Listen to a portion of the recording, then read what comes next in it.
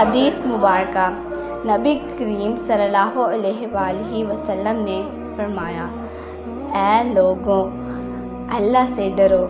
اور اچھے طریقے سے اعتدال کے ساتھ روزی طلب کرو، کیونکہ کوئی انسان اپنا رزق پورا کیے بغیر نہیں مرے گا، اگرچہ اس رزق کے حصول میں دیر ہو جائے۔ چنانچہ اللہ سے ڈرو اور اچھے طریقے سے روزی طلب کرو،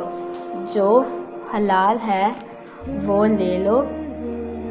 اور جو حرام ہے وہ چھوڑ دو۔